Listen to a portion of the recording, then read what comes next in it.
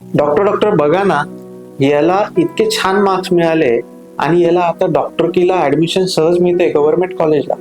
परंतु हा नाहीच म्हणतोय, याला वाटतंय की इंजिनिअरिंगच करावं. तुम्ही याला समजून सांगा. मला इच्छा असूनही डॉक्टर होता आलं नाही, मार्क्स नव्हते म्हणून.